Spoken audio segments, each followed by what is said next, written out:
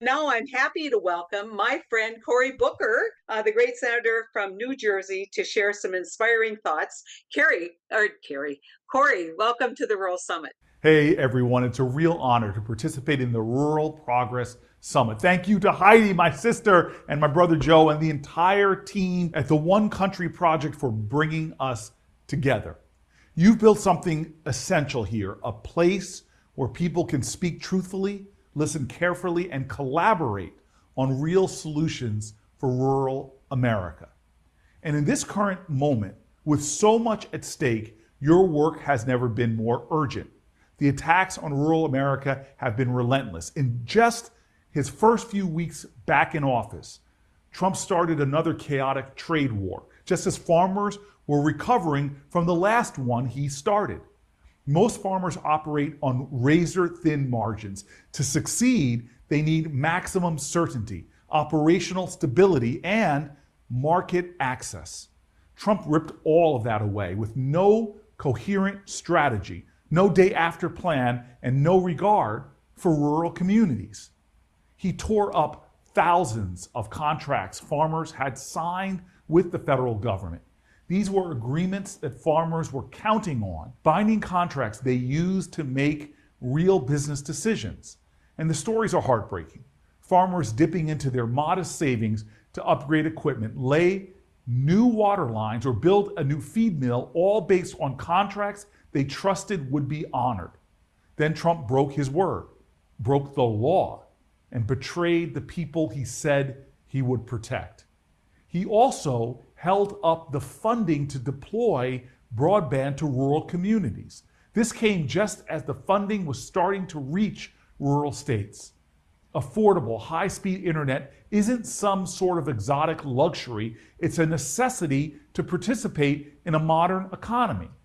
And towns that have been cut off for decades can't afford to wait any longer.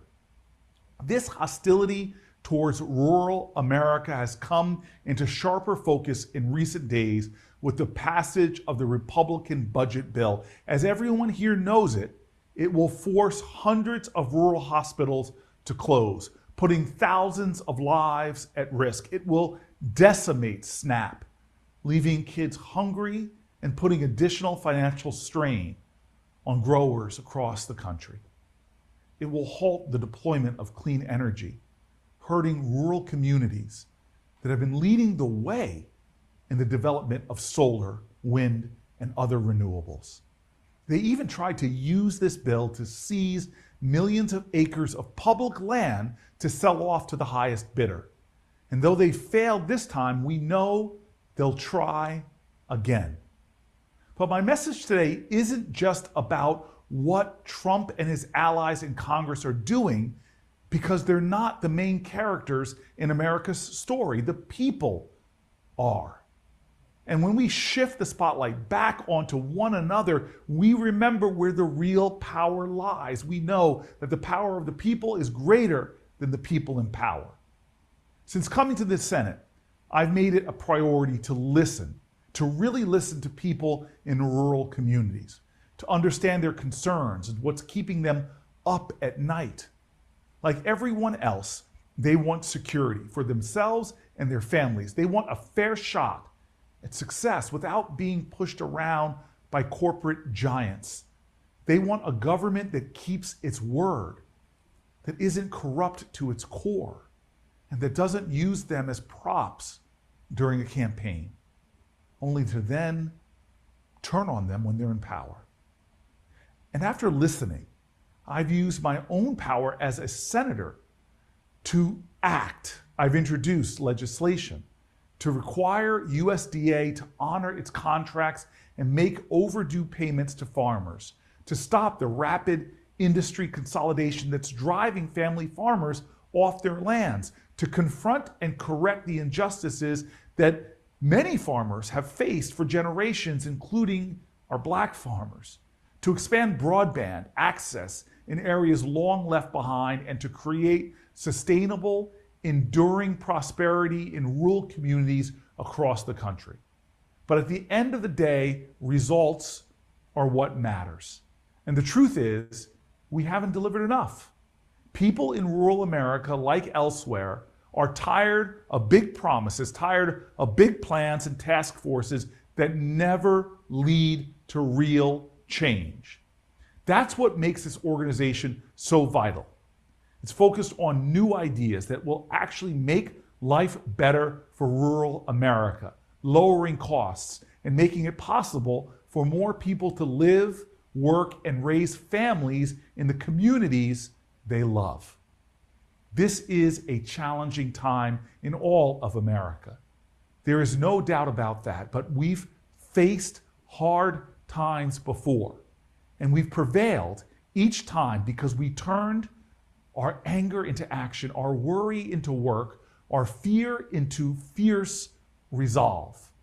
And I know that we will prevail again because of this simple and sacred truth that I've already said.